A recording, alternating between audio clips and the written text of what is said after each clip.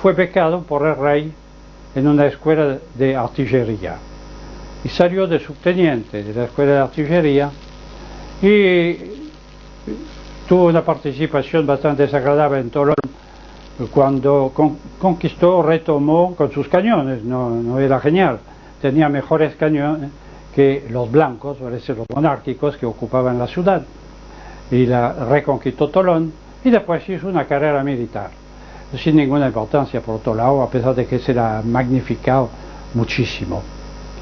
Pero Bonaparte tenía aspiraciones políticas y consiguió precisamente el apoyo del miembro del directorio más importante, más corrupto, el famoso Barras.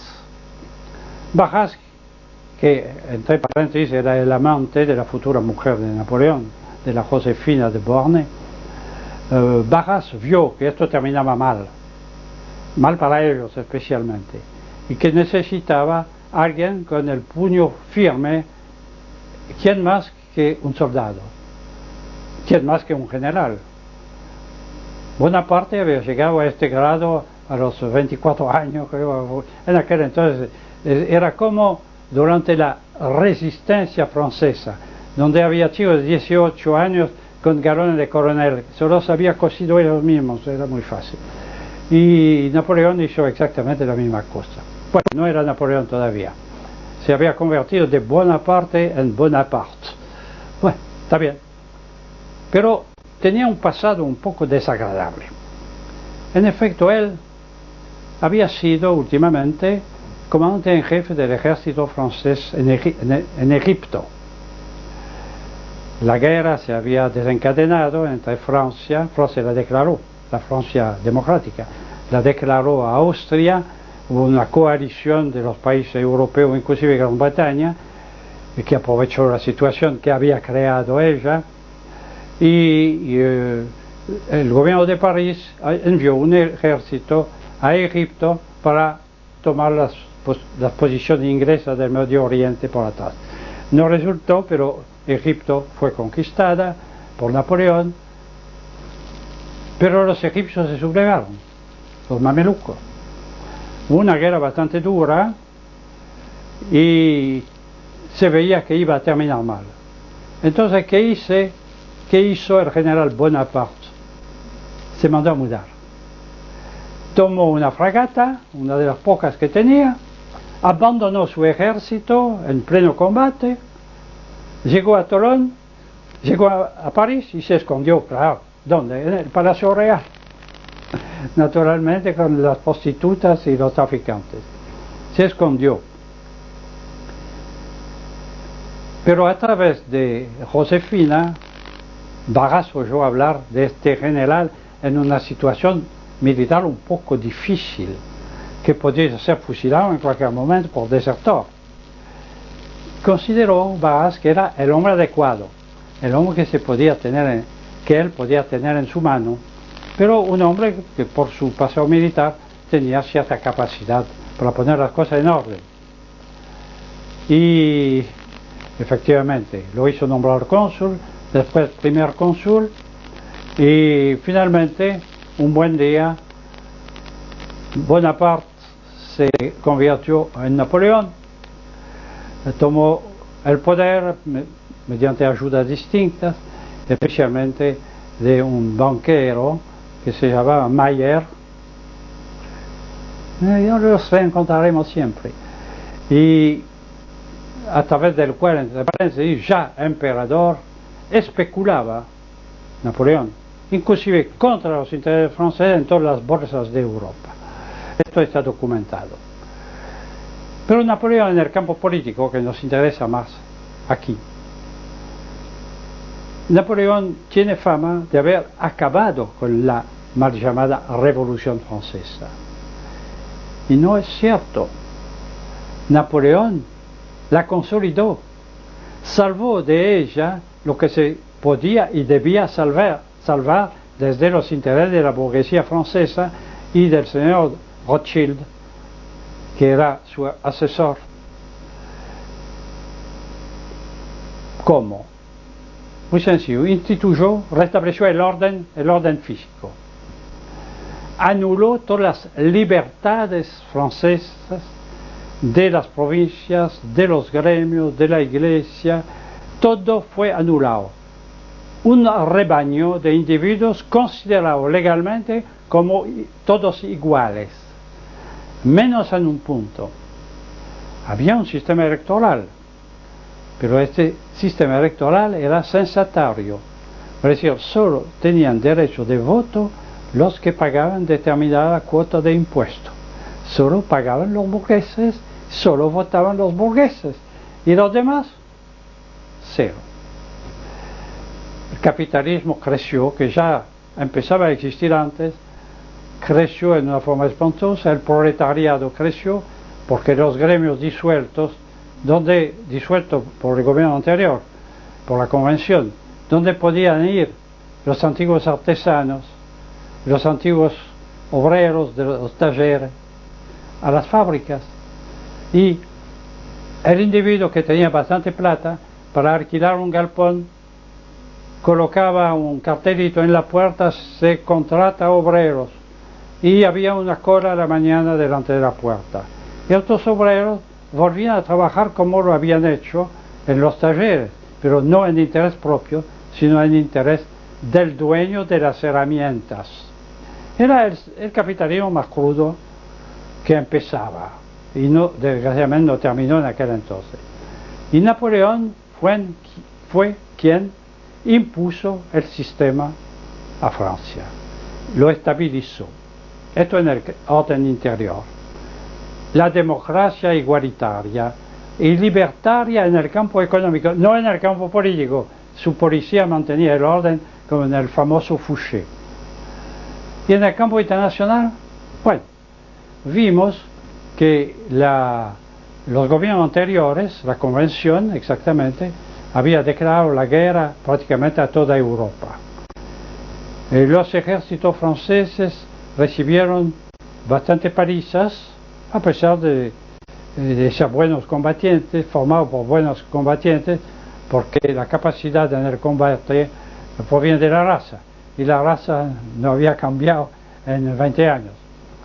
Pero la propaganda se las arregló para magnificar su acción, inclusive inventar una batalla, la famosa batalla de Valmy, atacado por el ejército prusiano que había entrado en Francia. Los voluntarios del año 2 de la República los repelieron. No hubo batalla alguna. Hubo 3 canonazos contra un molino de viento que estaba en la lejanía y nada más. Pero sí, había una complicidad del duque de Brunswick, que era el comandante del ejército prusiano, masón de alto nivel, que en lugar de seguir avanzando se retiró con el pretexto de que sus fuerzas habían sido superadas, y no era cierto. Cuando Napoleón reorganizó el ejército muy seriamente, ya no con voluntarios, sino con soldados profesionales, y creó su famoso gran ejército, donde había una parte de tropas francesas, tropas alemanas, tropas de todas las nacionalidades de Europa. Empezó a avanzar y a conquistar Europa, hasta Moscú, donde terminó mal el asunto. Sí, terminó mal, el general invierno. Pero ¿qué dejó entonces esto? Fuera de la pérdida de ciertos territorios de Francia en 1815, cuando terminó la guerra. Dejó en toda Europa las ideas del liberalismo, las ideas igualitarias y las ideas de autonomía de las nacionalidades. La Europa del antiguo régimen era una Europa abierta. Había guerras, sí, guerras de unidades mercenarias de 1000 hombres que se peleaban únicamente durante el verano. Durante el invierno se iba a sus cuarteles y se quedaba inquieto. Una provincia podía cambiar de soberano. La gente no se daba cuenta, sí, únicamente por el busto del soberano que estaba en la sala principal de la Intendencia Municipal. Nada cambiaba, el mismo idioma, la misma ley, los mismos empleados públicos, absolutamente todo igual. La frontera, salvo en el campo económico, hasta la Revolución Francesa, estaba abierta. Por ejemplo, Alsacia, provincia anexada por Luis XIV, tenía frontera abierta con el Gran Ducado de Baden, Renania, del otro lado del Rin. El Rin nunca fue una separación, fue un vínculo entre las dos orillas. No había ningún problema y la gente iba a vivir del otro lado y viceversa sin ninguna dificultad. Y esto era cierto en toda parte. Inclusive hay cosas que parecerían extrañas. En Perpignan, la capital del Rosellón, de la provincia catalana que está del lado francés de los Pirineos y que es parte de Francia desde Luis XIV, en la fortaleza hay una placa de bronce gigantesca escrita en español que conmemora la entrada victoriosa del ejército español en la reconquista de Perpignan.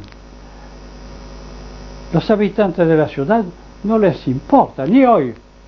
Sí, bueno, sí se peleaban allá, no sabemos muy bien por qué, pero ellos seguían siendo catalanes y siguen catalanes hasta cierto punto, hasta hoy.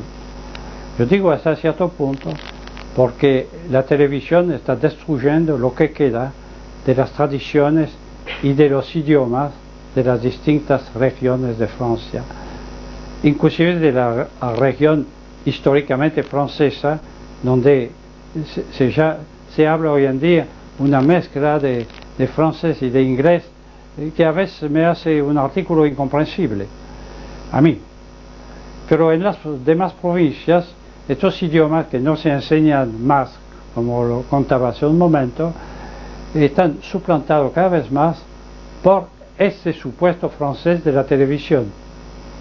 Una bretona que vivió aquí durante muchos años y que volvió a Francia, después estuvo el año pasado de vacaciones acá, quiso volver a ver a Argentina, un poco sorprendido de lo que encontró, entre paréntesis, y me contaba que el bretón es muy difícil oírlo en Bretaña hoy en día, y el bretón lo hablaba la mitad occidental de Bretaña, solo.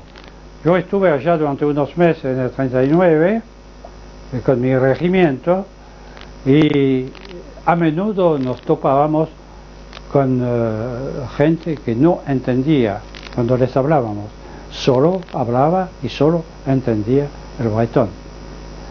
Esto era cierto de toda parte. Yo servía en un regimiento de artillería formado en Nîmes, en el Languedoc, y tuve bastantes soldados de alta Provenza que tampoco entendían el francés. Pero esto se está anulando. Es decir, que el igualitarismo empobrecedor está ganando terreno en gran parte por efecto de la televisión.